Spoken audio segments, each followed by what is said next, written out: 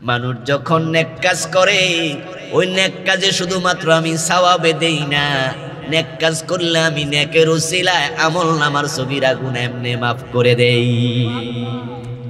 আমরা কবিরা গুনাহ ছেড়ে দিলে আল্লাহ সগীরায় শুধু মাফ করবেন না। এবার আয়াতের পরের অংশ ওয়ানুদখিলকুম মুদখালান কারীমা, এবং আমি আল্লাহ ওয়াদা দিচ্ছি তুমি কবিরা গুনাহ ছেড়ে দিলে আমি জান্নাতে প্রবেশ করাইয়া দেব। নুদখিলকুম তোমাদেরকে আমি আল্লাহ প্রবেশ করাবো মুদখালান কারীমা, সম্মানের জায়গা জান্নাত।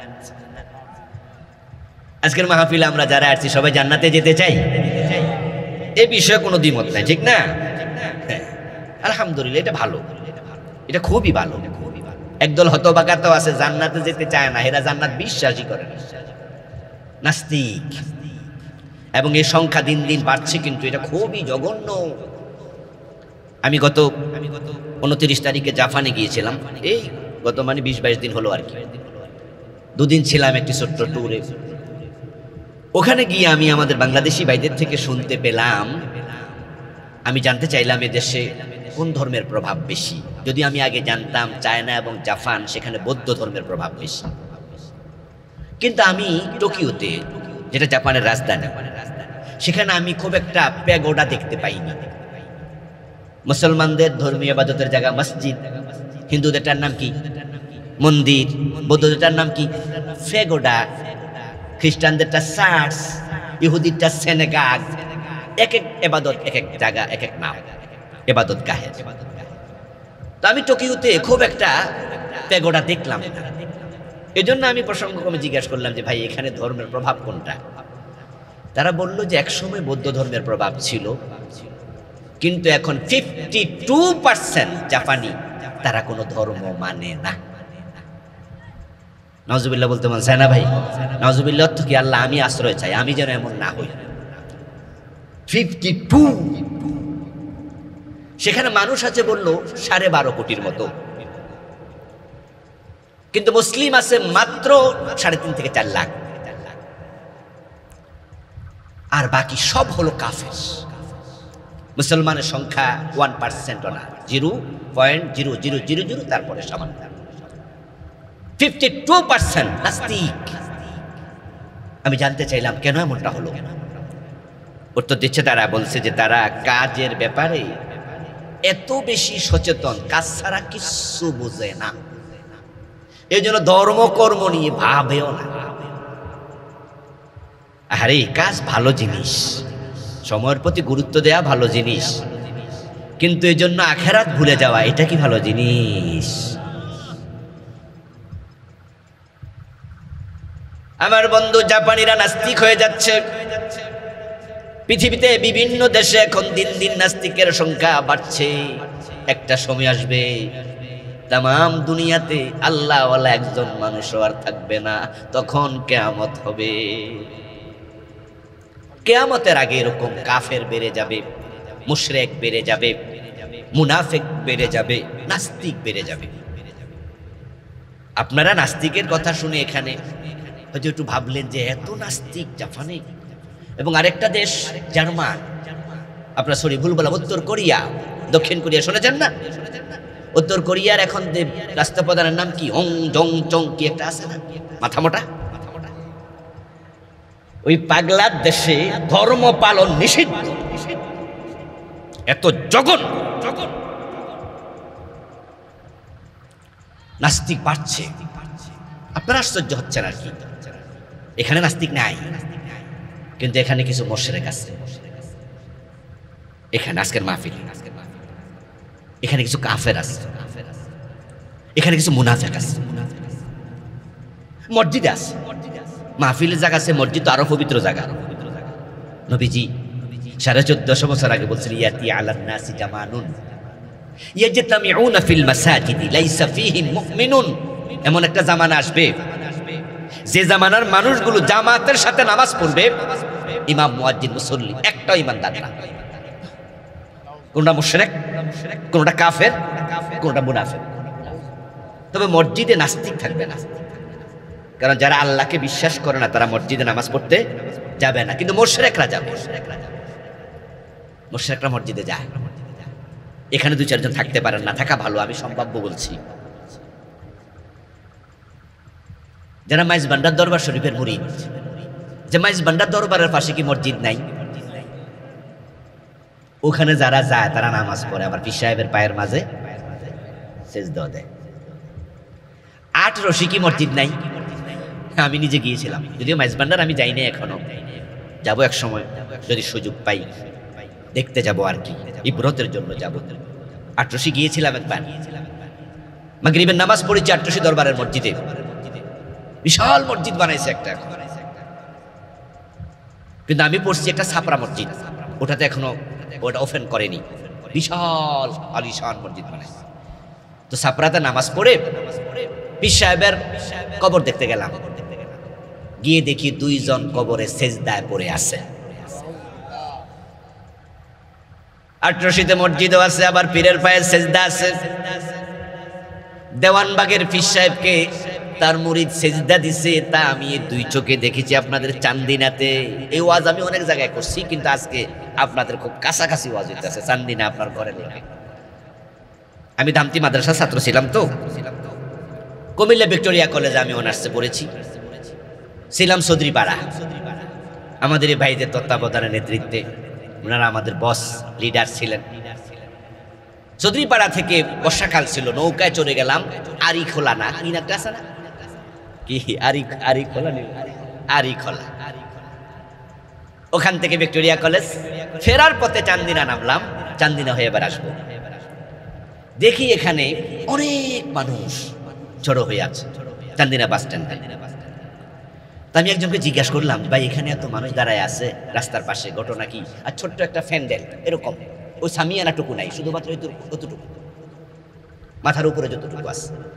বলতেছে আজকে এখানে দেওয়ানবাগের পীর সাহেব আসবে, পথসভা, উনি কোথাও যাচ্ছেন, এখানে কিছুক্ষণের জন্য থাকবেন, নামবেন, বক্তৃতা দেবেন। তাই ওনার মুরিদরা একসাথে। তা আমি ঘড়ির দিকে তাকাইয়া দেখলাম যে আমার হাতে আজকে সময় আছে। ভাবলাম তাহলে পীর সাহেবের এক নজর দেখে লই। পীর সাহেব কি বেডি মানুষ না বেড়া মানুষ? বেড়া মানুষ দেখলে গুনাহ হয়, আমিও খারাইলাম। কিছুক্ষণ পরে দেখি যে গাড়ির বহর, হাই প্রাইভেট কার, হুজুর নামলেন, কি সুন্দর চেহারা, সবাই লাইনে দাঁড়াইছে মুসাফা করার জন্য। আমি ভাবলাম ধইরা দেখি নরম না শক্ত, দেখি তুলে নরম, আর মোটা তো 2.5 থেকে 3 মন হবে, মনে আছে না? ফ্যাট একটা এত বড় ছিল, আরো বেশি। যেই মাত্র হুজুর ওই যেটুকু সামিয়ানাটা এর মাঝে উঠছেন, চেয়ারে বসবেন, এর আগেই দেখলাম 2 জন ব্যক্তি সেজদায় পড়েছে। এই 2 চোখ সাক্ষী। দেওয়ানবাগের পীর সেজদা নেয়, সেখানেও মসজিদ আছে। মাইজ ভান্ডারও পীরকে সেজদা দেয়, সেখানেও মসজিদ আছে। 8 রশি তো তাই। এবার আপনাদের কাছে জিজ্ঞেস করি, যারা পীরের পায়ে সেজদা দেয় তারা মুমিন না মুশরিক? তো তারা কি মসজিদে যায় না? আমার বন্ধু যারা কাফের তারাও মসজিদে যায়, কারণ সে যে কাফের সে বোঝেই না। যেমন কাদিয়ানি, নাম শুনছেন? ওদের মসজিদ নাই, নামাজ পড়ে না, ঈমান আছে। তামাম দুনিয়ার সব হক্কানি আলেমের ফতোয়া হলো কাদিয়ানি কাফের, অথচ তারা নামাজ পড়ে 5 ওয়াক্ত আমাদের মতোই। ঢাকার বকশীবাজার একটা এলাকা আছে যেখানে মাদ্রাসা বোর্ড, এর পাশে দেখবেন কাদিয়ানিদের মসজিদ, রাস্তার এই পাশে আহমদিয়া মুসলিম জামাতের মসজিদ, ওই পাশে ফজলে রাব্বি হল ঢাকা মেডিকেলের, এরপরে ঢাকা আলিয়া। তাদের আহমদিয়া মুসলিম জামাতের কাদিয়ানিদের মসজিদে আজান হয় 5 ওয়াক্ত, নামাজ হয় 5 ওয়াক্ত। ইমামও কাদিয়ানি, মুয়াজ্জিনও কাদিয়ানি, মুসল্লিও কাদিয়ানি। নামাজ পড়ে কয় ওয়াক্ত? ঈমান আছে কয়জন?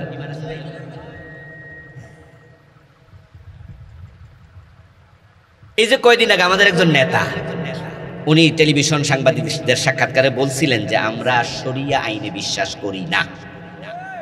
এই কথা কি আপনারা শুনছেন? সবাই যারা শুনছেন হ্যাঁ বলেন, শুনছেন? এই কথা বলার সাথে সাথে লোকটা কাফের হয়ে গেছে, ঈমান চলে গেছে। কারণ এই কথাটা কুফর। যদি আপনি এই কথা বলেন আপনারও ঈমান শেষ। কারণ শরিয়া আইনে বিশ্বাস করা নফল না ফরজ? শরিয়া মানে তো ইসলাম। শরিয়া মানে 5 ওয়াক্ত নামাজ, শরিয়া মানে চোর ধরে হাত কাটো, শরিয়া মানে রোজা রাখো, শরিয়া মানে মদ পান করো না, শরিয়া মানে মানুষ ঠকাও না, মিথ্যা বলো না, ধোঁকাবাজি করো না।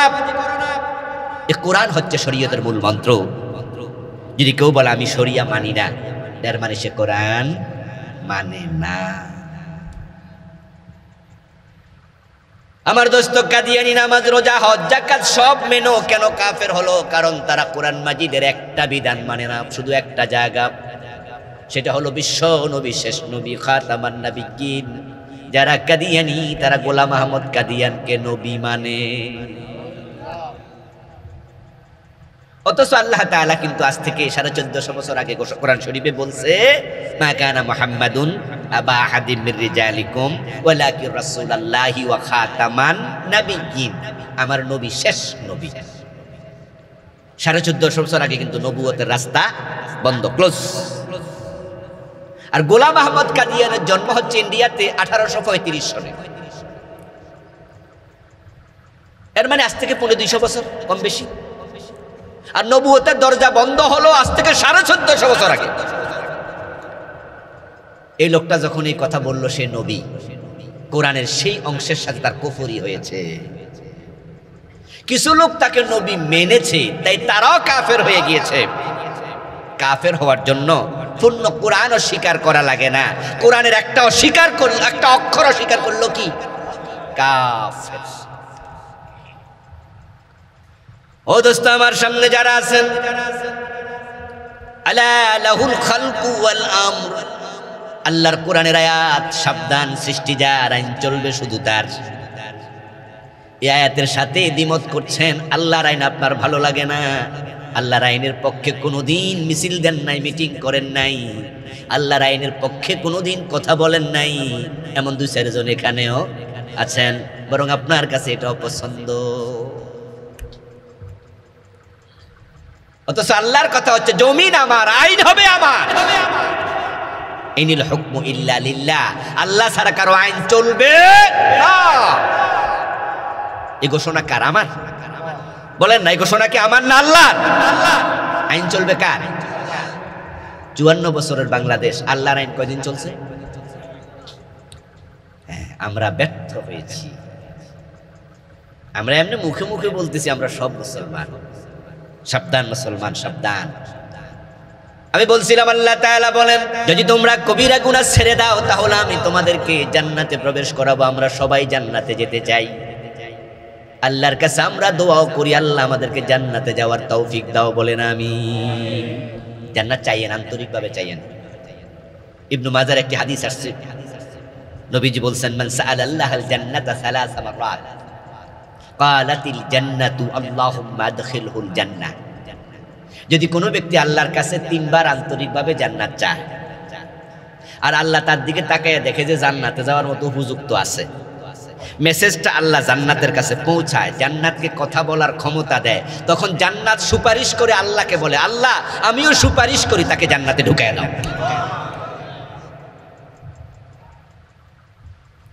ওমান ইস্তাআযা মিনান নারি 3 মাররাত ক্বালাতিন নারু আল্লাহুম্মা আজিরহু মিনান নার। এবার রাসূলুল্লাহ শুনান, যদি কোনো মানুষ আল্লাহর কাছে 3 বার জাহান্নাম থেকে ফানা চায়, আশ্রয় চায় আন্তরিকভাবে, আর আল্লাহ তাকে দেখছি তার অন্তরে কুফর নাই, শিরিক নাই, তার অন্তরে নেফাক নাই, এই হারাম টারাম কম খায়, মোটামুটি ভালো মানুষ, কিন্তু কিছু গুনাহ মাঝে মাঝে হয়, তবে সে জাহান্নামকে ভয় পায়। তাই আল্লাহর কাছে সে বলছে, আল্লাহ আমি জাহান্নাম থেকে বাঁচতে চাই। আল্লাহ জাহান্নামের কানে খবরটা পৌঁছায়া দেয়, জাহান্নামকে কথা বলার ক্ষমতা দেয়, জাহান্নাম আল্লাহর কাছে সুপারিশ করে, আল্লাহুম্মা আজিরহু মিনান নার, আমি জাহান্নাম বলছি, আল্লাহ তাকে তুমি জাহান্নাম থেকে মুক্তি দিয়ে দাও। আমরা জান্নাতে যেতে চাই, জাহান্নাম থেকে বাঁচতেও চাই। এবার বলুন তো, জান্নাতে কি যাইতে চাইলে যাওয়া যায় না কিছু কাজকর্ম আছে? এটাই বলছে কবিরা গুনাহ ছেড়ে দাও। বাংলাদেশের লোকেরা কিন্তু জান্নাতে সবাই যাইতে চায়, কিন্তু কাজ করতে রাজি না, এজন্য এরা নামাজও পড়ে সুদও খায়। এমন লোক আছে না? হ্যাঁ, নামাজ পড়ে ঘোষ খায়। ফের একসাথে সব চালাইতেছে, মিস করবো না কোনোটাই না। এত মাগনা জান্নাত মিলে না। জান্নাতে যেতে চাইলে যদি জান্নাত পাওয়া যেত, হিন্দুরা কি জান্নাতে যেতে চায় না? আপনারা এলাহাবাদ বাজারে যাবেন, এই মোহাম্মদপুর বাজারেও পাবেন কিছু হিন্দু দোকানদার মরা বাবার ছবিটা দোকানে টানাইয়া বুকের মাঝে লিখে দিচ্ছে স্বর্গীয় দুলাল চন্দ্র দাস। এরকম কি চোখে পড়ছে? স্বর্গীয় অমক সাহা তমক সাহা। স্বর্গীয় মানে কি স্বর্গে গেছে না যাবে? অলরেডি গেছে। আর আমরা যাবো, আমরা ওয়েটিং এ আছি, হেরা কিন্তু দৌড় মারছে। স্বর্গে যাওয়া এত সোজা? লিখে ফেলছে স্বর্গীয়। স্বর্গ মানে বেহেশত, জান্নাত। স্বর্গ সংস্কৃতি শব্দ, বেহেশতকে স্বর্গ বলে। আবু বকর জান্নাতি, হযরত ওমর বেহেশতি, দুজন দুই দেশে না এক দেশে। ফার্সিতে বলে বেহেশত, আরবিতে বলে জান্নাত, বাংলায় বলে বাগান, ইংরেজিতে বলে হেভেন, সংস্কৃতিতে বলে স্বর্গ। কেউ বলে লাউ, কেউ বলে কদু, কেউ বলে বউ, কেউ বলে বধূ, কেউ বলে আনন্দ, কেউ বলে ফুর্তি। ওরা বলেছিল ভাস্কর্য, আমরা আলেমরা বলছি এটাই হলো মূর্তি। এ ফতুয়ার কথা মনে আসেনি? এ ফতুয়া দিয়েই তো মামলুর লোক জেলখানায় গেছে। ওই যে আমাদের পোস্তগোলা বিশাল মূর্তি বানানো হবে, বিদেশ থেকে অর্ডার করে আসতেছিল জাহাজে করে। এইটা হবে বাংলাদেশের সবচেয়ে বড় মূর্তি। তখন সেখানে আমাদের আল্লামা মামুনুল হক ভাই উনি বলছিলেন যে এখানে মূর্তি বসাইলে আমরা বুড়িগঙ্গায় ফেলে দেব। এই তো আগুন লাইগা গেল। পরে ওনার বিরুদ্ধে এমন লাগলো, শেষ পর্যন্ত বউ দিয়া দর্শনের মামলা দিয়ে জেল খাটাই। যদি অগাস্ট বিপ্লব না হতো তাহলে হয়তো বেচারা এতদিন সারা পেত না।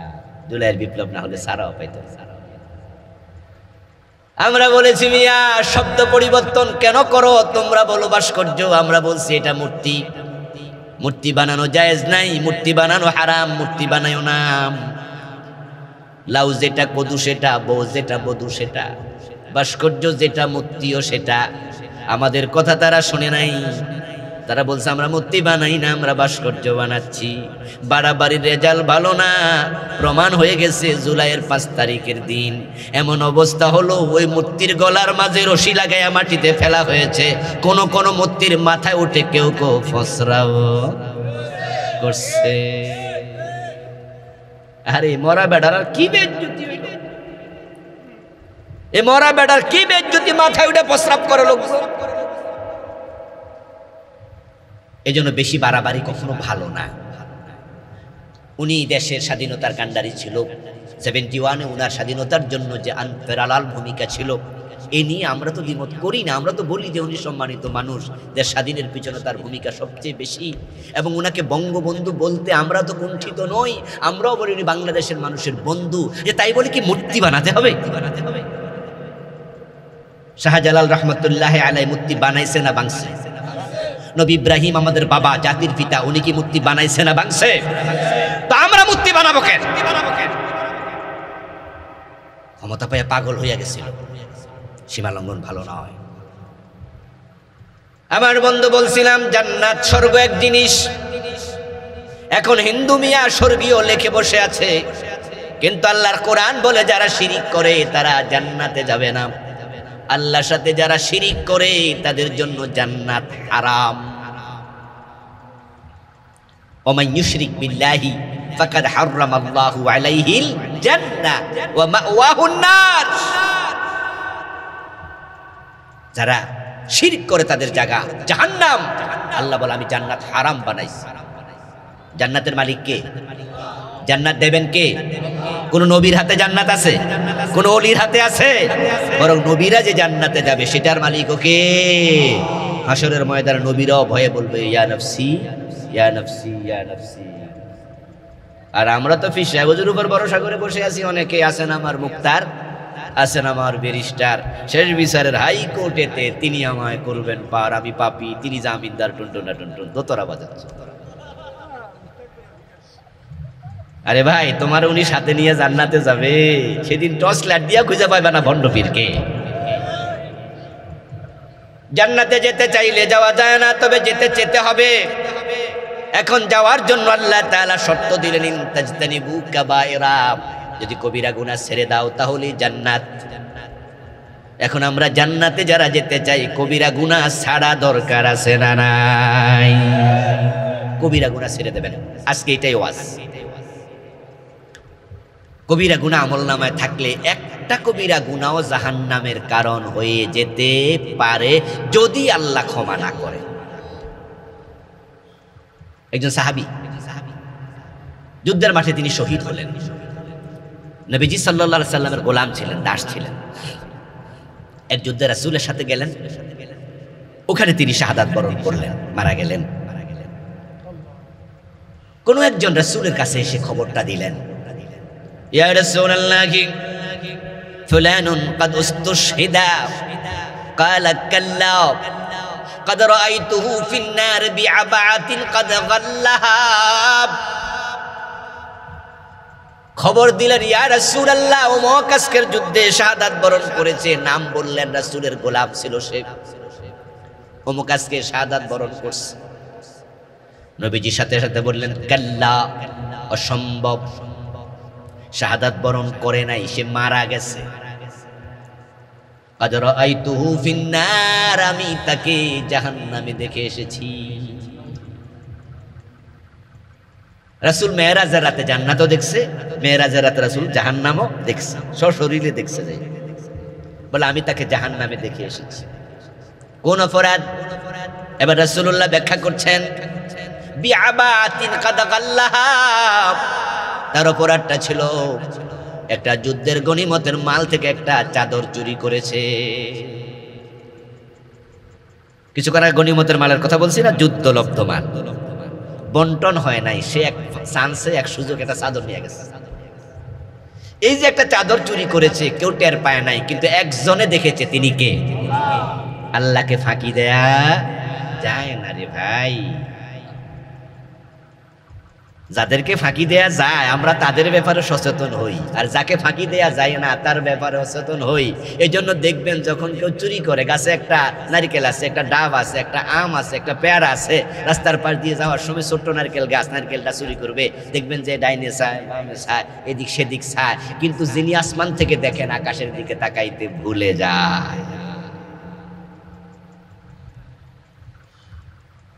যদি আমরা ডানে বামের চেয়ে আকাশের দিকে বেশি তাকাতাম, আমাদের দ্বারা অপরাধ কম হতো। একজনকে ফাঁকি দেয়া যায় না। নবীজি বলছেন যে সে জাহান্নামী, আমি দেখে এসেছি, কারণ সে চোর ছিল, চাদর চুরি করছে। একটা চাদর চুরি করা কয়টা কবিরা গুনাহ? যা বুঝ আছে বলেন, ভুল হলে তো আমি বলবো। একটা কবিরা গুনাহ। তাহলে একটা কবিরা গুনার কারণে রাসূল বলছে আমি তাকে জাহান্নামে দেখেছি।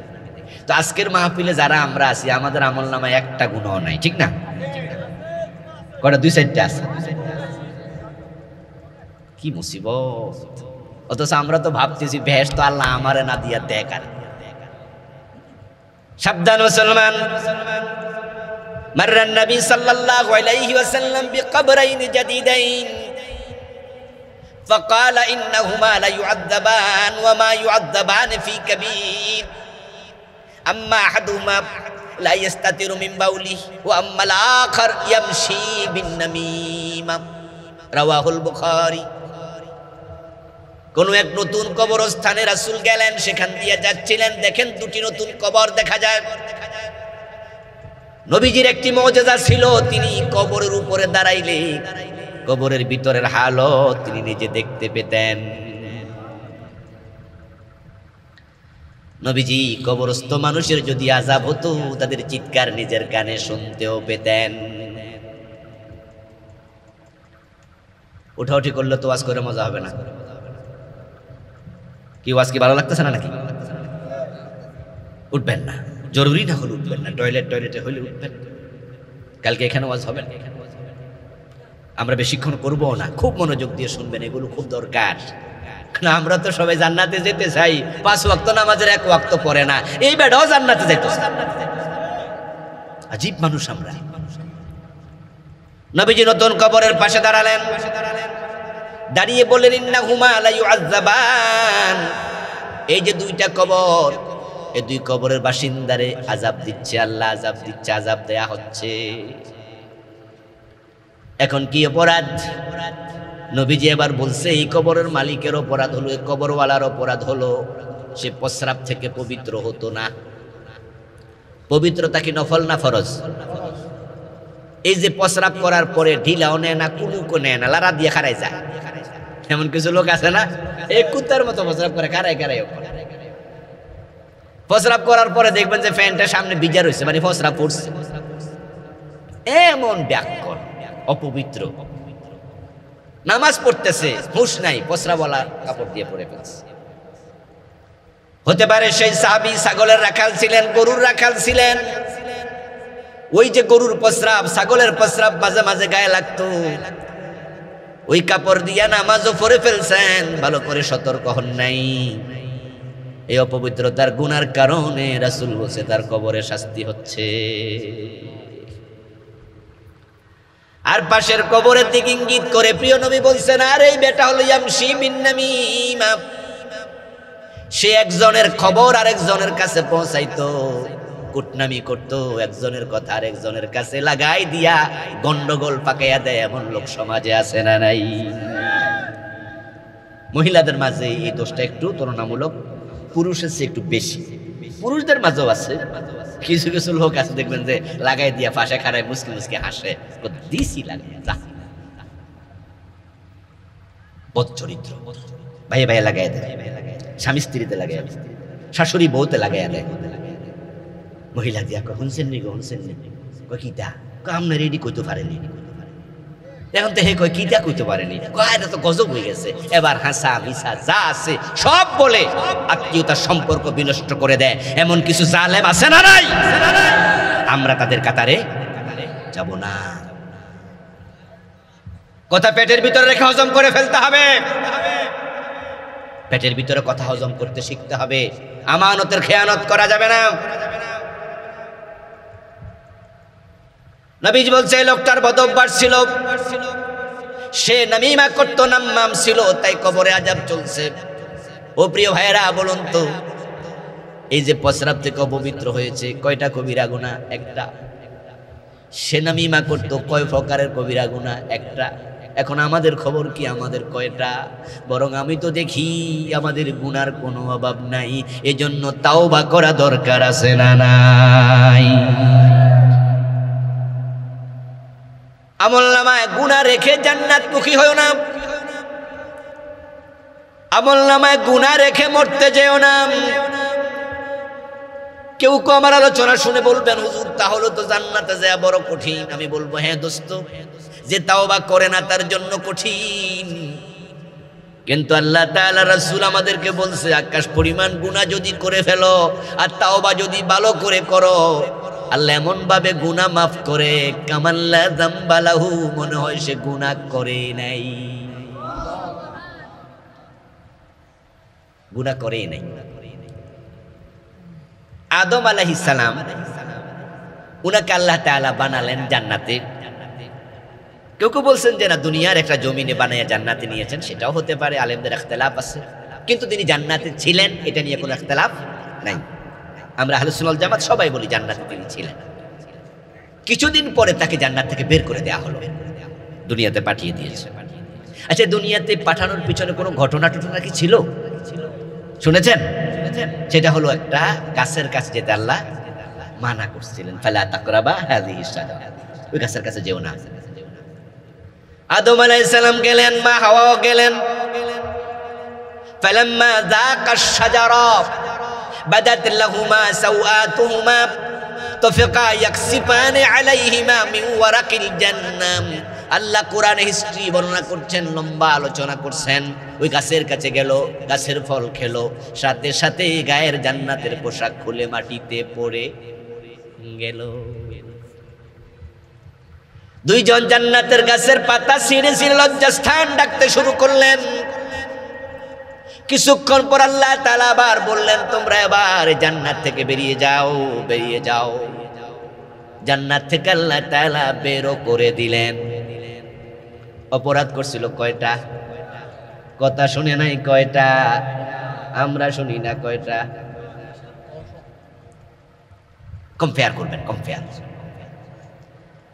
আদম আলাইহিস সালাম আল্লাহর একটা কথা শুনলেন না, মা হাওয়া শুনলো না। দুইজনের জান্নাতের কাপড় খুলে আল্লাহ রেখে দিলেন, আর আমরা হাজার হাজার গুনাহ লইয়া জান্নাতের পোশাক পরার জন্য আবার চেষ্টায় আছি।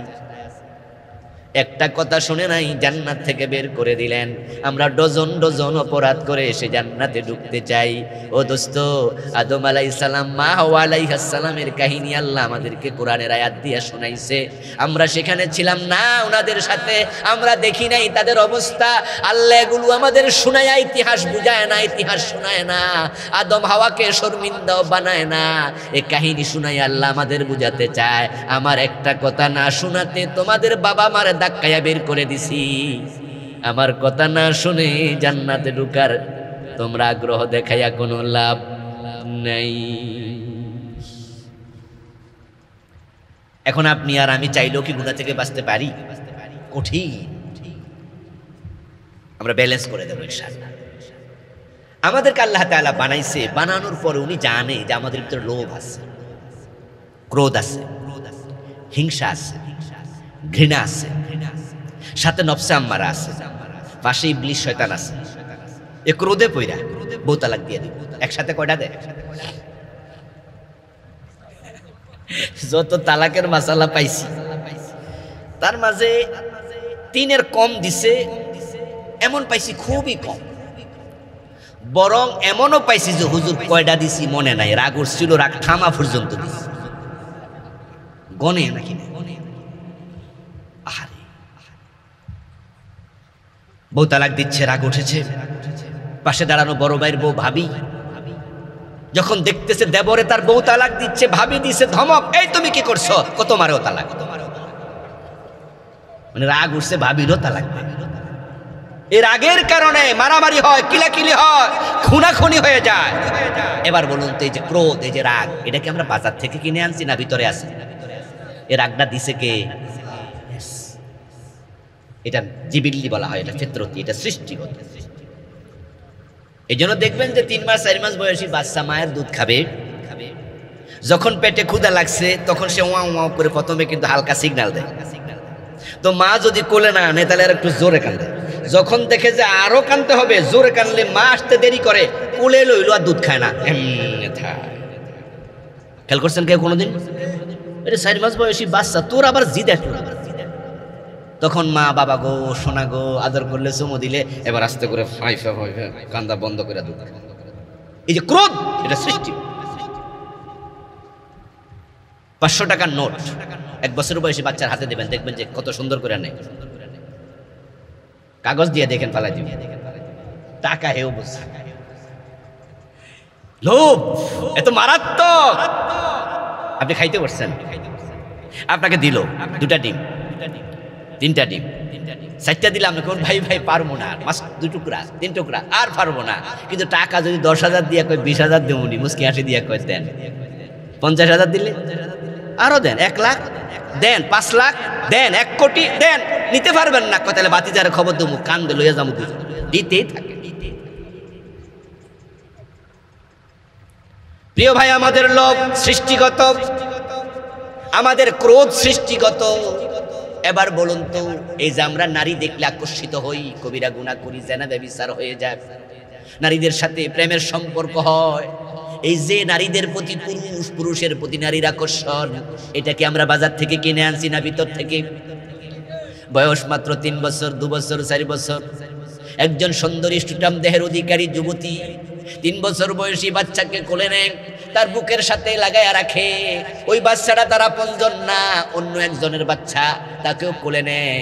ওই বাচ্চা যে পরনারীর বুকের সাথে লাগলো তার কোনো ফিলিংস নাই, কিন্তু এই বাচ্চার বয়স যখন 12 বছর 13 বছর হয় তখন কোলে নেয়া লাগে না, তাকাইলে ফিলিংস তৈরি হয়। তাহলে বোঝা গেল এটা আল্লাহর সৃষ্টিগত। এগুলোর কারণে আমরা কি করে ফেলবো? গুনাহ করে ফেলবো। এটা রহমান জানে, যিনি বানাইছে তিনি জানে। এবার বলুন তো, আমাদের সাথে ইবলিস আসেনি? ওরে বাবা রে বাবা, হে নবীদের সাথে পর্যন্ত ছিল। প্রিয় নবীজি বলছেন, প্রত্যেকটি মানুষের সাথে একটা শয়তান আছে, আমার সাথেও আছে, তবে ফাইন্নাহু আসলামা বি, আমার সাথে যে শয়তান আছে এটা আমার কাছে মুসলমান হয়ে গেছে, সুবহানাল্লাহ পড়ে। সে আমার আনুগত্য করে, সে আমার ধোঁকা দেয় না। কিন্তু আমাদের সাথে যে শয়তানরা আছে এটা কি আমাদের আনুগত্য করে না করাইতে চায়? ইয়েস, ফজরের টাইমে পায়ের মাঝে মলা দিয়া গোসা দিয়া ফজরের নামাজ কাজা করে। আশ-শায়তানু ইয়াজরি মিনান নাসি মাজরাদ দাম, প্রিয় নবীজি বলছেন মানুষের দেহে রক্ত যেমন চলাচল করে, শয়তান দেহের মাঝে লোহিত কণিকার মতো চলে। তাকে চলার ক্ষমতা দিয়েছে কে? শয়তানকে আমরা কোনোদিন দেখেছি? সে আমাদের দেখে কিনা? এই যে তাকে ক্ষমতা আল্লাহ বাড়াইয়া দিল, এটা আল্লাহ জানে শয়তানের কারণে মানুষ অনেক গুনাহ করে ফেলবে। আদম এবং হাওয়ার ধোঁকাটা দিছে কেডা? এইটাও শয়তান। এ আদম হাওয়ারও ছাড়ে না, আর আমনে আর আমি কে? এবার আছে নফসে আম্মারা, ইন্নান নাফসা লাম্মারাতুম বিসসুই ইল্লা মা রাহিমা রাব্বি। কোরআনে আল্লাহ তাআলা সূরা ইউসুফের মাঝে বলেন, নিশ্চয় নফসে আম্মারা মানুষকে খারাপ কাজে উদ্বুদ্ধ করবে, তবে আল্লাহ যদি না বাঁচায় নফস থেকে বাঁচা সহজ নয়। তাহলে কয় রকম বেজাল আছি আমরা? লোভ, ক্রোধ, হিংসা, ঘৃণা, এরপরে ইবলিস, নফসে আম্মারা। এত ফেসের ভিতরে গুনাহ না কইরা বেঁচে থাকা কি কঠিন না সহজ? তো জানে গুনাহ করলে জান্নাত নাই, বিপদ। তাহলে জান্নাত বানাইলেন কার জন্য? ও দোস্ত, তাই তো রহমান কি করলেন? আমাদেরকে বানানোর আগে একটা তওবার দরজা খুলে দিলেন, এবং তাওবার সে দরজা তিনি বন্ধ করবেন না একজন মানুষের আজরাইল আসার আগ পর্যন্ত। নবীজি বলছেন, ইন্নাল্লাহা ইয়াকবালু তাওবাতাল আবদি মা লাম ইউগারগির।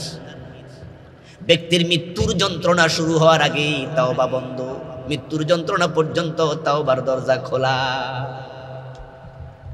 আরেকটি হাদিসে রাসূল বলছেন, যেদিন পশ্চিম দিক থেকে সূর্য উদিত হবে সেদিন তাওবার দরজা পরিপূর্ণ ক্লোজ হয়ে যাবে। এবার আপনাদের কাছে আমার জিজ্ঞাসা, দয়া করে জবাব দিয়েন, আমাদের কারো কি মৃত্যুর যন্ত্রণা হয়েছে এখন? তাহলে তওবার দরজা খোলা আছে না নাই? পশ্চিম দিকে সূর্য কি উদিত হয়েছে? তওবার দরজা খোলা আছে না নাই? তো আপনি গুনাহ নিয়ে বসে আছেন কেন? রহমান তো দরজা খুলে রাখছে। আদম এবং হাওয়া আলাইহিস সালাম আমাদের মা বাবা, জান্নাতে ওনারা আল্লাহর একটা কথা লঙ্ঘন করলেন, ভুল করলেন। ভুল করার পরে কি তাওবা করতে দেরি করছে? দেরি করেন নাই। আল্লাহ তাআলা কোরআন মাজিদে বলেন, ক্বালা রাব্বানা যালামনা আনফুসানা ওয়া ইল্লাম তাগফির লানা ওয়া তারহামনা লানাকুনান্না মিনাল খাসিরিন। আদম আলাইহিস সালাম এবং মা হাওয়া আলাইহিস সালাম তারা দুজনে মিলে আল্লাহ তাআলার কাছে বললেন, আল্লাহ আমরা নফসের উপর জুলুম করেছি, আমাদেরকে যদি তুমি ক্ষমা না করো আমাদের উপায় নেই। ঠিক একই কাজ আমরা করব। এখন কবিরা গুনাহগুলো কি সেটা জানতে হবে। এক নম্বরে, এ নিয়ে আমার কোনো লেখা বই নাই। আমি 8টা বই লিখেছি, আলহামদুলিল্লাহ। কবিরা গুনাহ নিয়ে এখনো লিখিনি। এ বিষয়ে একটা বই আছে ইমাম আয-যাহাবীর লেখা। এই বইটা তিনি আরবিতে লিখেছেন, নাম দিয়েছেন আল কাবাইর। বাংলা অনুবাদ হয়েছে, এটা আমরা ছাত্র জীবনে পড়েছি। বাংলা এটার নাম কবিরা গুনাহ। এটাতে ইমাম যাহাবী রাহিমাহুল্লাহ 70টা কবিরা গুনাহ লিখছে। কয়টা লিখছে? এখন আপনি কবিরা গুনাহ থেকে বাঁচতে চাইলে এগুলো জানা দরকার আছে কিনা আপনাকে জানতে হবে। 1 নাম্বার লিখেছেন কুফর, 2 নাম্বার লিখেছেন শিরক, 3 নাম্বার নিফাক ইতিকাদি। এরকম করে করে তিনি লিখেছেন। এখন কুফর কি? কুফর নিয়ে সামান্য বলেছি। আল্লাহর আইনের সাথে দ্বিমত করলে কুফর হয়, আর যে ব্যক্তি কুফর নিয়ে মারা যায় তার কপালে জান্নাত কখনো মিলবে না। এখন কোরআনের যত আইন আছে সব আইনের সাথে একমত হওয়া লাগবে। জোরে ধরে হাত কাটো, এই আইনটা বাংলাদেশে চালু হোক। এটাকে আপনারা চান? চান চান ভাই, সোনার বাংলা হয়ে যাবে। এটা চাইলেই সোনার বাংলা হয়ে যাবে। এই দেশটা আসলে সত্যি সোনার বাংলা। আল্লাহ তাআলা আমাকে অনেকগুলো দেশ সফর করার সুযোগ দিয়েছে, আমেরিকা, ইউরোপ সহ আরব বিশ্বে তো অনেকগুলোতে আল্লাহ আমাকে নিয়েছেন। আমি অবাক হয়েছি ও দেশে যাইয়া, ওদের দেশের উর্বরতা আর আমার দেশের উর্বরতা, ওখানকার জলবায়ু আমার দেশের জলবায়ু। আমি গত অগাস্ট আমেরিকায় গিয়েছিলাম, 3 দিন ছিলাম কনফারেন্সে। এর আগে 2019-এ একবার গিয়েছিলাম, মাত্র 10 দিন ছিলাম, শীতকাল ছিল, নভেম্বর মাস। আমি সেখানে 10 দিন থাকতে আমার কষ্ট হয়েছে, নাকের শ্লেষা রক্তাক্ত হয়ে গেছে। আমি নাক টান দিলে দেখি রক্ত বের হয়, মাইনাস চলছিল, -1, 2। আমি জিজ্ঞাসা করলাম ইনিয়রকে, আমার ভাইরা থাকেন কেমনে? বলে হুজুর এখনো তো শীত আসে নাই, আসবে তো ডিসেম্বরে, যখন বরফ পড়বে, তুষার পড়বে, -10, -15, -16। এমন অঙ্গরাজ্য আছে 3 মাস, 4 মাস, 5 মাস থাকে তুষারের নিচে, বরফের নিচে। আমি বলি খাবার তখন কি? হাসা কয় যে খাবারের কি অভাব আছে, সরকার তো খাবার জমায়া রাখে, ভর্তুকি দেয়, বাড়িতে পাঠায়া দেবে, খাবারের অভাব নাই, কেউ না খাইয়া মরে না। বছর 2-3 আগে তুরস্কে গিয়েছিলাম, 3 দিনের একটা সফর ছিল। ওখানে গিয়ে দেখি তাদের সবগুলো বিল্ডিং এর ছাদ এরকম উঁচু উঁচু। আপনারা ইউটিউব ফেসবুকে গেলে তার কি লেখা দিলে দেখবেন যে উঠতেছে বাড়িঘরগুলো এরকম কার্ভ করা। আমাদের দেশের ছাদ হলো ফ্ল্যাট, আমরা সেপ্টা ছাদ বানাই, ঠিক না? ওদের ছাদের উপর প্রায় বিল্ডিং। আমি জিজ্ঞাসা করলাম ভাই ছাদের উপর কেন? বললেন যে আমাদের 3 থেকে 4 মাস মাঝে মাঝে তুষার পড়ে, বরফ, সব গাছপালা পাতা ঝরে যায়, ঢেকে যায় সবকিছু। যখন শীত চলে যাবে তাহলে এইভাবে ছাদ হলে বরফ গলতে সোজা, সহজে গলে। বললাম খাবার, খাবারের অভাব নাই। সৌদি আরবে যারা গেছেন, গরম কাকে বলে? মাঝে মাঝে এত হয় গরম, 55, 45, 68। আমি মরুভূমিতে 65 ডিগ্রি সেলসিয়াস পেয়েছিলাম একবার। জুতা ছাড়া পা রাখা যাবে না, ফসকা পড়ে যাবে। আর বাংলাদেশ গরমও না, 12 মাস ফসল হয়, 12 মাস ফল হয়, কিন্তু এরপরও গরিব, না খাইয়া থাকা লাগে। কত মানুষ আছে দিনে এক বেলা খায়, খাবার পায় না। প্রিয় ভাইরা, এই চোরগুলো দেশের টাকা কানাডায় পাঠায়, ওখানে বাড়ি বানায়, হাজার হাজার কোটি টাকা দেশ থেকে চুরি করে ফেলেছে। তারা জানে তো হাত কাটবে না কেউ, তারা জানে তারা ছাড়া পেয়ে যাবে। আল্লাহর আইন বড় সুন্দর। মালয়েশিয়া স্বাধীনতা লাভ করেছে 1963 সনে, ওরা দেশ পেল 1963। আমরা পেলাম 1971। তারা আমাদের কয় বছরের সিনিয়র? মাত্র 8 বছর। সম্ভবত 2012-13-তে গিয়েছিলাম 4 দিনের জন্য। ওখানে গিয়ে আমি অবাক হয়েছি যে সেখানে 50 তলা বিল্ডিং যে কয়টা গনে শেষ করা যাবে না। আর টুইন টাওয়ার নামে একটা আছে, দেখবেন বিখ্যাত বিল্ডিং। এর নিচে গিয়ে আমি হাতে টুপি নিয়ে মাথা উপরের দিকে তাকিয়েছি, এত উঁচু।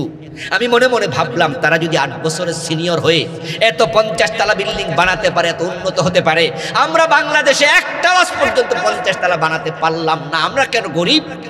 কারণ তারা মাহাতির মোহাম্মদের মতো সৎ নেতা পেয়েছে, আমরা পেয়েছি চোর আর ডাকাত বদমাশ।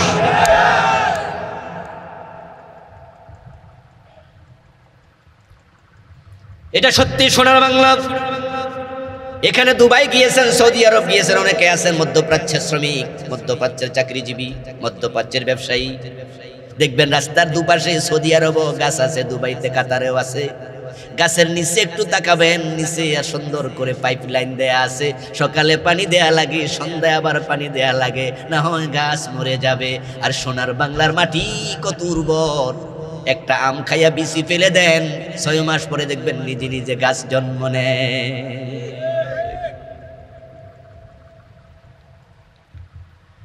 এখন সুর ধরে হাত কাটার কথা কইলো তো আমনেও রাগ করেন, আমনেরও কোন যে হুজুররা সুর ধরে হাত কাটা লাগবো, তাহলে সোরে ভাত খাইবো কি দিয়ে? ওমা গো, সোরের লাগে কি দয়া, দয়ার শরীরটা। মিয়া যারা চোর তারা হচ্ছে দেহের বিস্ফোরক, দেশের বিস্ফোরক। তারা দেহের ক্যান্সারের অঙ্গ। দেহ বাঁচাতে চাইলে ক্যান্সারের অঙ্গ কেটে ফেলো। মহিলাদের ব্রেস্ট ক্যান্সার হয় না মাঝে মাঝে, ডাক্তার বলে কেটে ফেলে দাও। আমরা বলি হ্যাঁ, যদি এটা থাকলে রুগী মরে যায়, তাহলে রুগী বাঁচাইতে চাইলে একটা ব্রেস্ট ওকে।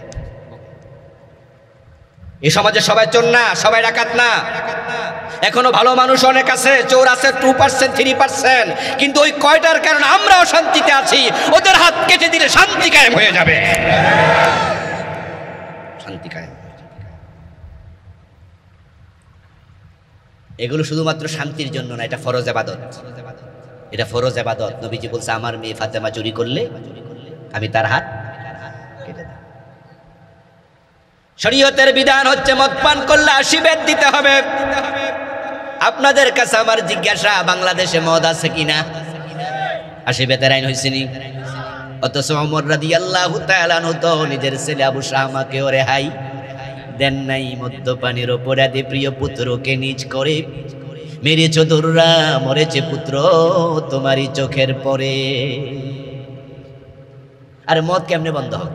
আচ্ছা, আমার সামনে আপনারা যারা আছেন, আপনার ভাই আপনার ছেলে মদ খাক, এটা আপনি চান? আমরা কেউ চাই? তাহলে মদ কেন বন্ধ হয়? 80 বেতের আইন চালু কেন করো না? অসুবিধা কোথায় ছিল? এটা অমুক দল তমুক দলের কাজ না, এটা সকল মুসলমানের কাজ। ওমর যদি বাংলাদেশে থাকতো এই আইন তিনি চালু করতেন কিনা? আপনি তার পক্ষে কেন নাই? তার পক্ষে কেন নাই? 54 বছরের বাংলাদেশ, তারা মাদকের বিরুদ্ধে যে একটা অফিস বানাইছে, এটার নাম দিছে মাদক নিয়ন্ত্রণ অধিদপ্তর। এটা আমাদের কুমিল্লা শহরেও তাদের অফিস আছে। আপনাদের কাছে আমার জিজ্ঞাসা, আমার প্রিয় ভাইয়েরা, আমরা কি মাদক নিয়ন্ত্রণ চাই না নির্মূল চাই? না তো তারা তো নির্মূলের চিন্তাই নাই। নিয়ন্ত্রণ মানে কি? কিছু কিছু খাও, ঠিক না? মানে কম কম করে খাওয়ার নাম কি? আর নির্মূল মানে কি? শেষ। যখন আমাদের গাড়ি 100 মাইল গতিতে চালাইতে চায় ড্রাইভার, তখন আমরা বলি, এই ড্রাইভার সাহেব কি করতেছো মিয়া, কন্ট্রোল করো, আস্তে চালাও, নিয়ন্ত্রণে চালাও। এর মানে কি? ব্রেক বন্ধ করে দাও, স্টার্ট বন্ধ করে দাও। না না, আমরা বলি যে চালাও ভাই, 60 70 চালাও। এটা হলো নিয়ন্ত্রণ। ওনারা অফিস বানাইছে মাদক নিয়ন্ত্রণ অধিদপ্তর। যারা মদ খায় তারা অফিস দেখে বোঝে, কিছু কিছু খাইলে অসুবিধা না। প্রিয় ভাই, কারণটা কি? কারণ হচ্ছে এ হোটেল সোনারগাঁ, হোটেল রেডিসন। আপনি খবর নিয়ে দেখবেন যে ঢাকার 5 স্টার হোটেলগুলোতে দিবা লোকে রাতে দিনে মদের বারে একসাথে মদ খায়, মেয়ে নিয়ে আড্ডা দেয়, মেয়ে নিয়ে নাচে, আড্ডা দেয়। ওখানে পুলিশ যায়ও না, কারণ তারা তো নিয়ন্ত্রণের অধীনে আছে। নিয়ন্ত্রণ মানে কিছু কিছু সুবিধা আছে, তো ওই সুবিধাটা তারা নিছে। গরিবের পোলা মদ খেলে পুলিশ এসে ধরে ঠ্যাঙ্গানি দেয়, আর ধনীর ছেলে সোনার চেরাটনে যায়, হোটেল সোনারগাঁয়ে যায়, ওখানে পুলিশ ধরতে যায় না। এক দেশে 2 আইন দিয়ে কিয়ামত পর্যন্ত মদ বন্ধ হবে না।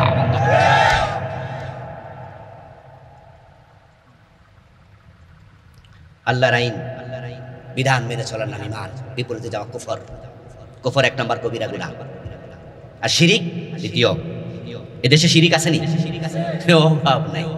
আলহামদুলিল্লাহ, কুফর নিয়ে আমার লেখা বই আছে, আমার ড্রাইভার সাহেব নিয়ে আসবে, এখান থেকে নেবেন। বাংলাদেশে চলমান 56টা কুফর আমি লিখেছি, নাম দিয়েছি ঈমান, কুফর ও নিফাক। তার মাঝে একটা কুফর বলে শিরকে যাব, সংক্ষেপে বলবো। একটা কুফর জঘন্য, যেটা আপনাদের কারো কারো মাঝে অলরেডি ঢুকে গেছে, সেটার নাম হচ্ছে সেকুলারিজম, ধর্ম নিরপেক্ষ মতবাদ। এটা কুফর। 54 বছর যারা দেশ চালাইছে তারা ইসলাম দিয়ে চালায় নাই, ইসলাম দিয়ে চালানোর চিন্তাও নাই। তাদের মতবাদ হচ্ছে ধর্ম নিরপেক্ষতাবাদ। 54 বছর যত সরকার আসছে উল্টে পেল্টে, সবাই ধর্ম নিরপেক্ষ মতবাদ। ধর্মের ব্যাপারে নিরপেক্ষ থাকার কোনো সুযোগ নাই। আমার সামনে আপনারা যারা আছেন, আপনারা কি ধর্মের পক্ষে না বিপক্ষে না মাঝামাঝি? মাঝামাঝি মানে কি? নিরপেক্ষ। আমি এটা তো নাই, ওটা তো নাই। নিরপেক্ষ থাকার সুযোগ কেন নাই? আল্লাহর বক্তব্য হচ্ছে লাকুম দীনুকুম ওয়ালিয়া দিন। তোমার ধর্ম তোমার, আমার ধর্ম আলাদা আলাদা আলাদা, এক না। ধর্ম নিরপেক্ষতা মানে কি? Secularism. They believe religion should not be involved with any ordinary and social activities of a country. Secularism মানে হচ্ছে রাষ্ট্রের কোনো কাজে ধর্ম নাক গলাবে না। ধর্ম মসজিদ আর মাদ্রাসায় থাকবে। আমরা কি ধর্মকে মসজিদ মাদ্রাসা তালা লাগাতে চাই? আল্লাহর বক্তব্য উদখুলু ফিস সিলমি কাফা। মুসলিম থাকবে যেখানে, ইসলাম থাকবে সেখানে। আমরা টয়লেটে যখন যাই তখন কি ধর্মীয় বিধান মেনে যাই না? কোন পা দেই? মসজিদে কোন পা? দেখছেন নিজে আলাদা হয়ে গেল। আল্লাহর বিধান এটা, রাসূল শিখাইছে। আমরা যখন ঘুমাতে যাই তখন কোন কাতে ঘুমানো সুন্নাহ? দেখেন আমরা যখন থুতু ফেলি তখন আমরা ভাবি কোন দিকে ফেলবো। যখন আমরা খাই ডান হাতে খাবো না বাম হাতে খাবো আমরা ভাবি। যখন স্ত্রীর বিছানা যাবো আমরা দোয়া পড়ি। আমাদের পুরা জীবনটা ইসলামের ভিতরে আছে। এই জন্য তারা বলছে religion should not be involve, ধর্ম ইনভলভ হবে না। আর আমরা বলছি না, রিলিজিয়ন মাস্ট বি ইনভলভ। আমরা থাকবো যেখানে ইসলাম থাকবে সেখানে। আমার বন্ধু শিরিক, আর যেখানে মাজার আছে সেখানে তো শিরকের আড্ডাখানা। মাজারে চায়, মাজারে সেজদা দেয়, মাজারে মানত করে, মাজারের কাছে যাইয়া ছেলে দাও মেয়ে দাও কত রকম, এবং মাজারের পীরের কাছে যাইয়া তাবিজ কব জানে।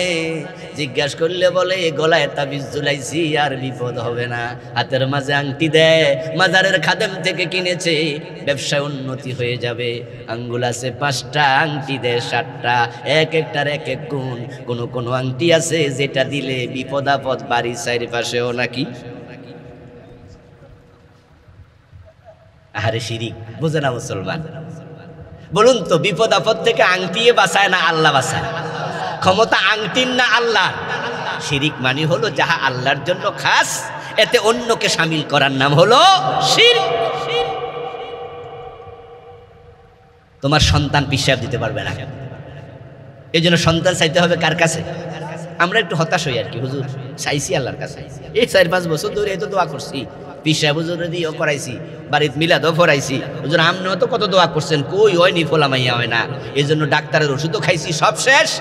এখন শুধুমাত্র একটা জায়গা খালি আছে, কেউ ফিরে না খালি হাতে খাজা বাবার দরবারে। এজন্য এখন পীরের কাছে যাইয়া ছেলে দাও মেয়ে দাও। ও দোস্ত, তোমার বিয়ের বয়স 10 বছর, হতাশ হয়ে গেলে। ইব্রাহিম আলাইহিস সালাম 86 বছর বয়স, সন্তান হয় না। ওই 86 বছর বয়সে দাড়ি পেকে গেছে, চুল পেকে গেছে, ওই বয়সও তিনি সন্তান চাইছেন কার কাছে? রাব্বি হাবলি মিনাস সালিহিন। ও প্রিয় ভাই আমার, দোস্ত আমার, এ কোরআন মাজিদ নাজিল হয়েছে ইব্রাহিম আলাইহিস সালামের তিরোধানের 2500 বছর পর। আজ থেকে 4000 বছর আগে ইব্রাহিম আলাইহিস সালাম ইরাকে জন্ম নিয়েছিলেন। কোরআন আসছে উনার ইন্তেকালের 2500 বছর পরে। তো উনি যে 86 বছর বয়সে আল্লাহর কাছে সন্তান চায়, এই কাহিনী কোরআনে আল্লাহ বলে আমাদেরও বুঝায়, সন্তান না হলে চাওয়া লাগবে কার কাছে? শিরক বড় অপরাধ। এ নিয়ে আলাদা বই লিখেছি, 29টা শিরক লিখেছি আমি সে বইতে। এরপরে আস্তে আস্তে আমরা সামনে যাব। মিথ্যা কথা বলা কবিরা গুনাহ। মিথ্যা কথা বলা যাবে না, প্রয়োজনে লুজার হবেন, লসে পড়ে যাবেন, মিথ্যা বলবেন না। মিথ্যা সকল পাপের মা। কিন্তু আজকের বাংলাদেশে মিথ্যা নাকি ব্যবসার পুঁজি। কয় যে কিছু চালাক না হইলে চলে না। আরে ভাই তাই নাকি? কি চালাক? কই দেখেন না, কাস্টমার কিছুক্ষণ আগে ছিল, ছোট বাচ্চা দোকানে দিয়ে গেছে, গ্রামের ভাতিজা। চাচা বলে গেছে, তো স্বাস্থ্য ভাই একটু ব্যবসা শিখা, বেতন টেতন লাগবো না, পেটে ভাতে খাইলে হবে, আর ব্যবসাটা একটু শিখাই দে, একটু বড় হলে আমি একটা চান্দিনা বাজারে তোর সাথে ব্যবসা খুলে দেবো। স্বাস্থ্য ভাই একসাথে ব্যবসা করে, তার বয়স হলো 8-10 বছর। এখন আমার মতো এক হুজুর দোকানে ঢুকছে, পাঞ্জাবি দোকান। জিজ্ঞাসা করলাম, ভাইজান পাঞ্জাবি কত? বলে এই হুজুর আবুল কালাম আজাদ বাসার হুজুর, আপনি আইছেন আমার দোকানে, হুজুর আপনার থেকে ব্যবসা করবো, দেন হুজুর 700। আমি বললাম, ভাই দাম তো একটু বেশি বেশি লাগতেছে। না হুজুর 600 তো কি নাই আছে। তখন আমি মনে মনে ভাবলাম, 600 যদি কেনা থাকে 100 টাকা ব্যবসা করতেই পারে। আচ্ছা ঠিক আছে ভাই, 50 টাকা ব্যবসা দিলাম, দোকান ভাড়া আছে, বিদ্যুৎ বিল আছে, কর্মচারী বিল আছে, 650।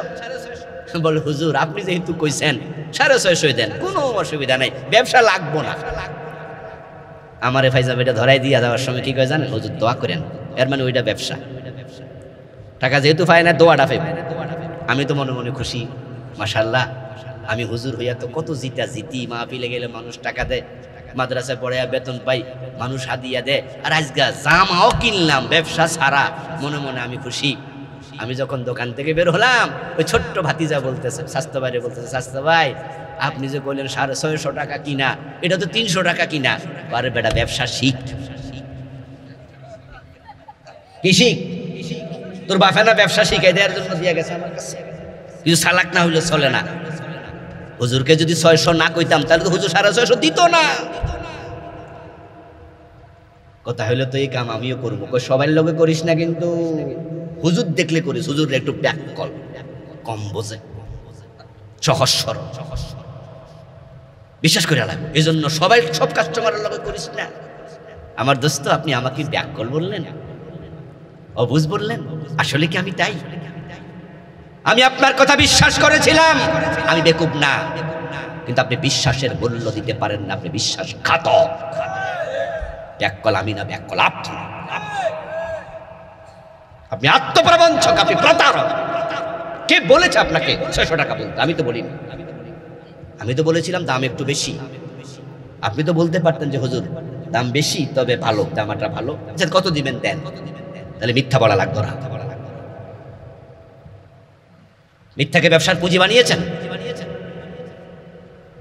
আমি মসজিদ থেকে বের হলাম, সাভারে জুমা পড়াতাম, রাস্তা দিয়ে যাচ্ছি হেঁটে, মসজিদের ভিতরে আমার বাসা ছিল। দেখি রাস্তার পাশে এক ভদ্রলোক আসছে, তাকে দেখে আমি অবাক।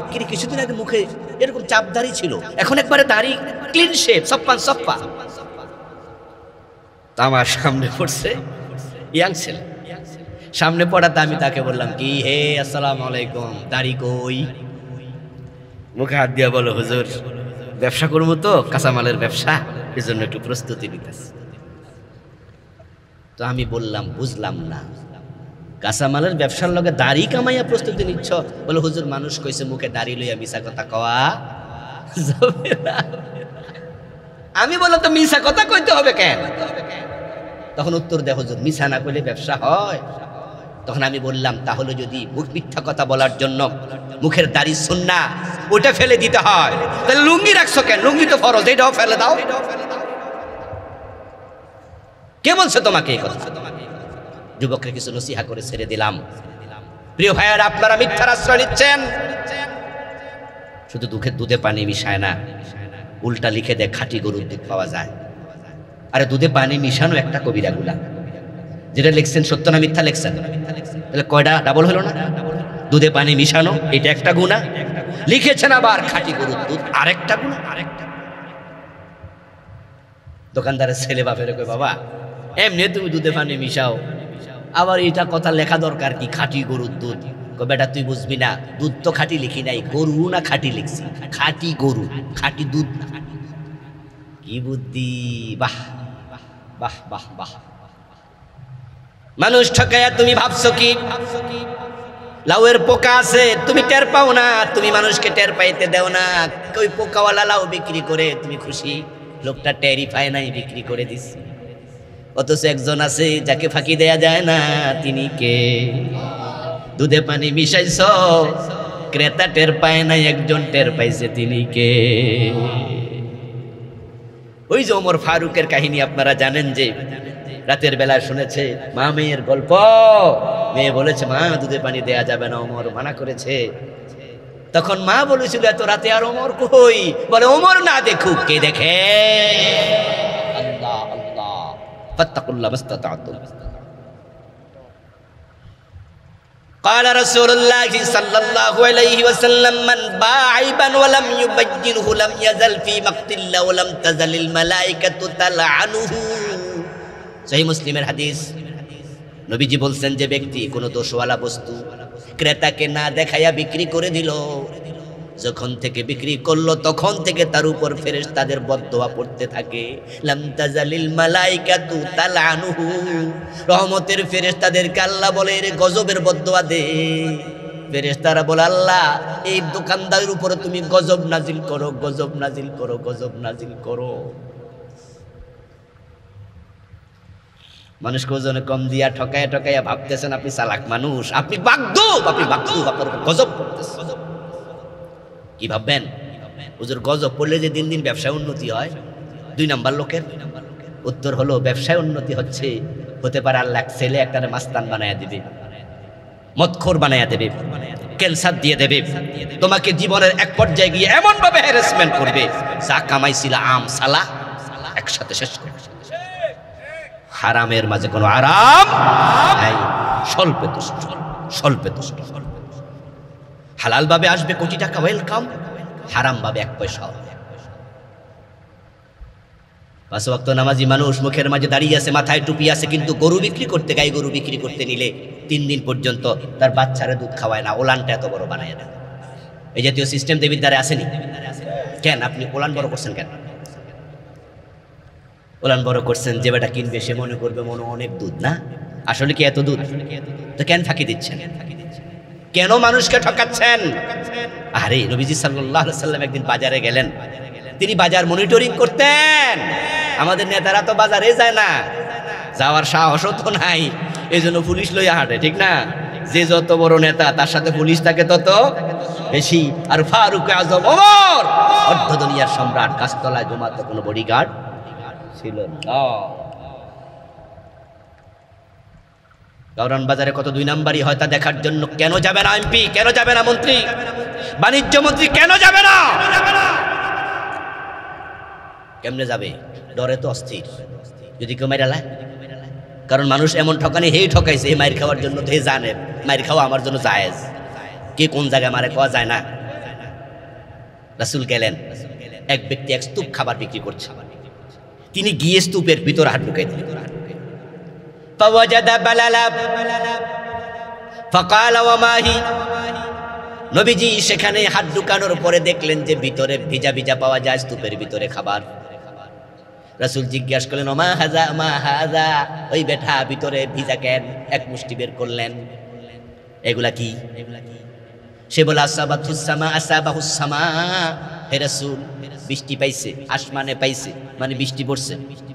তো নবীজি আবার প্রশ্ন করে, বৃষ্টি যদি পড়ে তাহলে ভিজাডিও পরে দিলা না কেন? ভিজাগুলা কই দিছে? হ্যাঁ নিচে দিছে। এরপর রাসূল কি বলছে? এটাই হলো মূলনীতি। পরবর্তী অংশ হলো মান গাশশা ফালাইসা মিন্না, যারা মানুষকে ধোঁকা দেয় তারা আমার উম্মত হবে না। মিথ্যা বলবেন না, মানুষ ঠকাবেন না, পরের হক নষ্ট করবেন না, এগুলো কবিরা গুনাহ। গীবত করবেন না, শিকায়াত করবেন না। কবিরা গুনাহ থেকে আমরা বাঁচবো। যে কবিরা গুনাহ করে ফেলেছি আল্লাহর কাছে তওবা করব, তবে মনে রাখবেন পরের হক তওবা করলো মাফ হবে না, তার হক তাকে ফিরাইয়া দিতে হবে। আর তওবাটা তখনই কবুল হয় যখন আপনার গুনাহ করার সামর্থ্য থাকবে। কিছু লোক আছে বড় চালাক, এই যে হুনছে ওয়াজ যে আসমান পরিমাণ গুনাহ হইলো আল্লাহ মাফ করে দেবে তওবা করলে, কয় যে যাক চাকরি আর 3 বছর আছে, এ 3 বছর যা খাবার খাইয়া লাগে। 3 বছর পরে কাবা শরীফের গিলাফ জড়াইয়া ধরে তারপর আল্লাহকে বলবো, আল্লাহ আমি সব গুনাহ মাফ চাই এবং তোমার কাছে ঘোষণা দিচ্ছি আমি আর ঘোষ খাবো না। আল্লাহ সব মাফ করে দেবে। দোস্ত, তোমার সে আল্লাহ কি কম চালাক? আল্লাহ জানে না তোমার যে চাকরি নাই?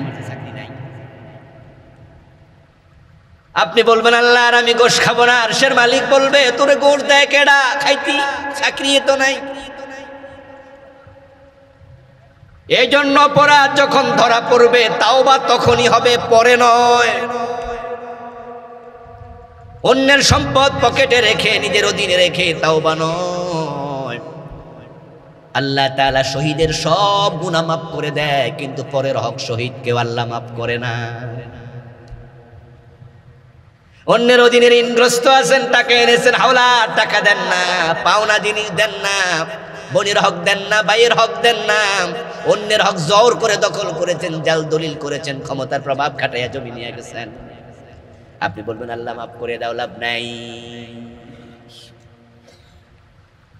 নবীজি সাল্লাল্লাহু আলাইহি ওয়াসাল্লাম যখন কোনো মানুষের জানাজার নামাজে হাজির হতেন, উনি লাশ সামনে রেখে প্রশ্ন করতেন তার কোনো ঋণ আছে কিনা। যদি বলতো ঋণ আছে, নবীজি বলতেন তাহলে তার ইমামতি আমি করব না। ভাবতে পারেন দোস্ত, ইমামতি রাসূল করতেন না জানাজার নামাজে ঋণ থাকলে। আর আমরা তো ঋণ নিতে পারলে হের লোক দেখাই দেই না, ঠিক না? হে যায় এ রাস্তায়, আমরা যাই জান্নাতে তো মাগনা মিলে না। আল্লাহ কবিরা গুনাহ থেকে আমাদেরকে হেফাজত করো, বলেন আমিন। প্রিয় ভাইয়েরা, মানবিক দুর্বলতার উপরে, কবিরা গুনার উপরে ছোট্ট একটা লেখা এই বইতে আছে।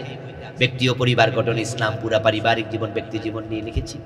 অন্য অন্য বই আছে, স্টেজে পাবেন, যাওয়ার সময় যাদের পক্ষে পড়া সম্ভব তারা নেওয়ার চেষ্টা করবেন। আজকের মতো আমরা এখানে থামতে চাই। আজকে যাহা বলা হলো, আল্লাহ আমল করার তৌফিক দাও, আবারও বলেন আমিন। হাদা মা ইনদি ওয়াল ইলমু ইনদাল্লাহ আলাইহি তাওয়াক্কালতু ওয়া ইলাইহি উনীব। আমরা যারা এসেছি আমাদের জীবনের গুনাহগুলো মাফ করে দাও। আমাদের সালাম তোমার বন্ধুর কবর মোবারক মদিনা মুনাওয়ারায় পৌঁছায়া দাও। হে আল্লাহ, আমাদের কারো মা নাই, কারো বাবা নাই, আপনজন প্রিয়জন কবরে, দয়া করে সকলের কবরে হাদিয়া পৌঁছায়া দাও।